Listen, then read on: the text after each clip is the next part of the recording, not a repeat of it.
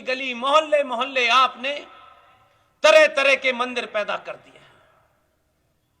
मैंने सुना है किसी चांद मियां को भी आपने मंदिर में रख दिया है, अब उसको ही पूज रहे हैं। आपके पास क्या देवी देवताओं की कमी थी? आपने इसको व्यापार बना दिया है। आस्थाएं कम हैं, 2 लड्डू भगवान पे चढ़ाएंगे, बदले में कार मिलेगी कि नहीं मिलेगी इस चिंता में मग्न है। इसलिए हर भगवान को अपने स्वार्थों के हिसाब से रिश्वत देते हैं। बेटा पास हो जाए तो 500 रुपए का प्रसाद, और अगर तुमने भगवान पास नहीं किया तो फौरन दूसरे भगवान के पास, और उस भगवान से कहा बेटी की शादी हो जाए तो भंडारा। आप रोज भगवान बदलते हैं, इसलिए भगवान आपकी सुनता नहीं है। यह सिंबॉलिक है। मंदिर आपकी आस्था के केंद्र हैं। आपका विश्वास जब यहां से कमजोर होगा, कोई भगवान आपकी मदद नहीं करेगा। आपने जब अपने हीरो को चुनने की कोशिश की तो यह नहीं सोचा था कि यह पटेल होगा या कड़वा पटेल होगा। आपने सोचा ही नहीं।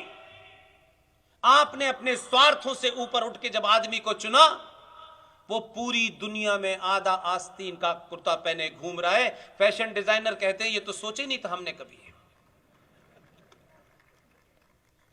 इसलिए आप कुछ भी ऐसा नया करने की आवश्यकता नहीं है।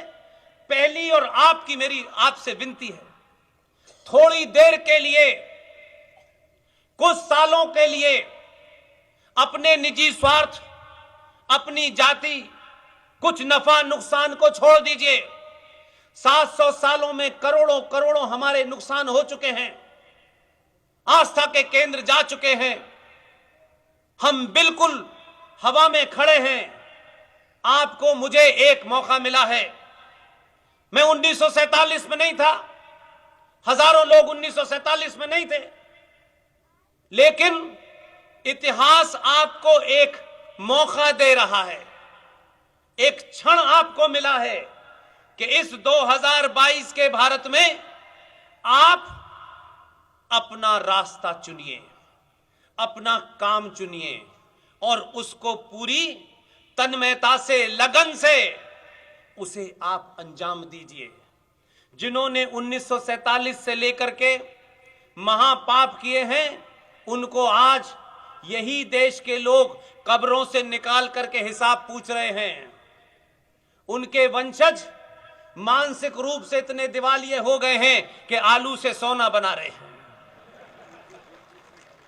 गली गली घूम रहे हैं, मोहल्ले मोहल्ले घूम रहे हैं, मंदिरों में सर पटक रहे हैं, लेकिन पूछ रहे हैं तुम मंदिर बड़ी देर से आए हो बेटा।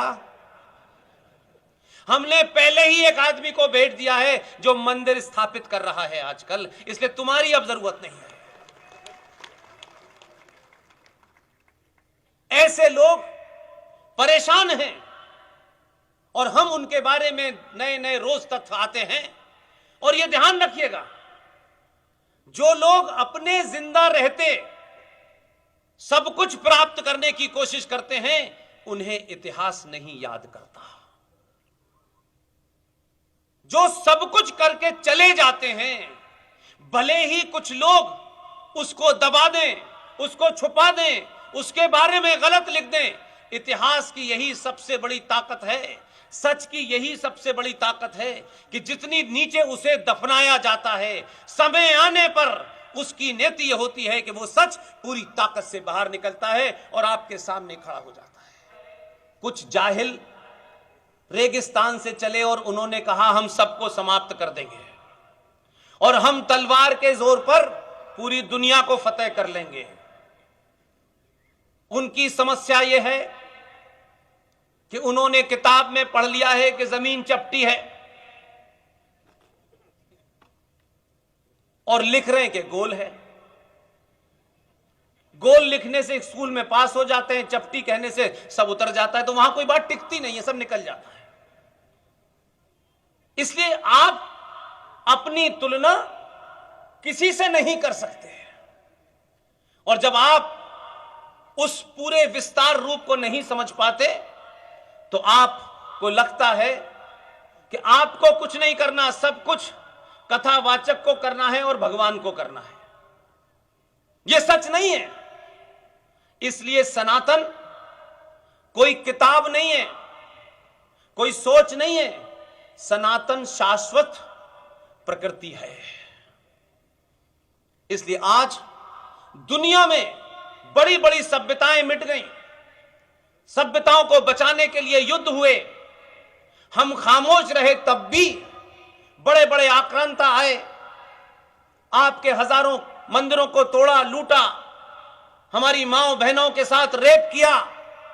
यह तमाम सारी संस्कृति लुटेरों की थी। अगर इस सभा में कोई प्रोफेसर, डॉक्टर, कोई विद्वान बैठा हो तो भारतीय साहित्य का अध्ययन करे। भारतीय साहित्य में कोई शब्द जो हमारी संस्कृति में था ही नहीं, वो मिलता नहीं है। यह तलाक का शब्द हमारी संस्कृति का हिस्सा नहीं है, क्योंकि हमारे यहां एक पुरुष और एक महिला के बीच में शादी का बंधन 7 जन्मों का होता है।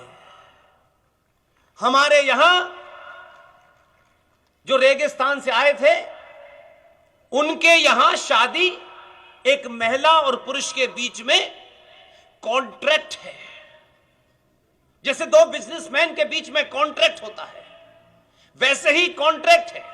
उसमें शर्त है कि अगर महिला उस रिश्ते से निकलना चाहती है तो जो सिक्योरिटी मनी जैसे आप अपने पार्टनर को देते हैं या रखते हैं, आप अगर उस संबंध में से निकलेंगे तो वो जो सिक्योरिटी मनी है, जिसे इस्लाम में मेहर कहा जाता है, वो आप उसके लेने की हकदार नहीं होंगी। और एक तीसरा है, वो क्रॉस वाले चचा, उनके यहां शादी क्या है? उनके यहां शादी का कंसेप्ट ही नहीं था। यह अभी कोई बहुत बाद में शुरू हुआ है। आपको देख देखकर लोगों ने सीखने की कोशिश की, लेकिन दुनिया ने आपको देख के सीखा, वो आज आपको सिखा रहे हैं। 15 दिन बासी रोटी को उस पे कोई क्रीम लगा के आपकी मां को मजबूर किया जा रहा है बच्चे को पिज्जा खिलाएं, और कहते हैं हम ज्ञानी हैं। इसलिए मेरा मानना है कि जिनके यहां शादी का कंसेप्ट नहीं था, आप इतिहास उठा के देखें, कोई बात में इधर सुनी सुनाई कभी नहीं करता। उसके अंदर एक महिला और एक पुरुष का संबंध किसी सुख प्राप्ति के लिए होता था। बहुत लोग डिबेट करते हैं, और डिबेट करते हैं तो 200 साल, 300 साल, 500 साल पुरानी कुछ एग्जाम्पल देने लगते हैं। ये धरती 200-500 साल पुरानी नहीं है। टाई वाले अंकल सेम जब पैदा हुए थे तब ये धरती पैदा नहीं हुई थी, बहुत बाद में आए हैं वो, उनको कुछ पता है नहीं। लेकिन हमारी और हमारे बुजुर्गों का दोष ये है कि हमने अपनी ताकत को, अपने उन आदर्शों को नई जनरेशन के सामने इस तरीके से प्रस्तुत किया है कि वो बच्चा हीन भावना का शिकार हो गया है, और उसे लगता है कि ये कोई बड़ी डाउन मार्केट चीज है। ये जो कम्युनिकेशन होना चाहिए था, जो हमारे परिवारों में था, वो समाप्त हो गया है। क्योंकि हमारी माओं को सास भी बहू सीरियल देखना है, पिताजी को पैसे कमाना है, बेटे को गर्लफ्रेंड के साथ घूमना है। मेरी बेटी घर में अकेली क्या करेगी? कोई संवाद नहीं है आपके बीच में। आप इसी को आधुनिकता समझते हैं। कपड़ों से और भीड़ में भागने से आधुनिक नहीं होते।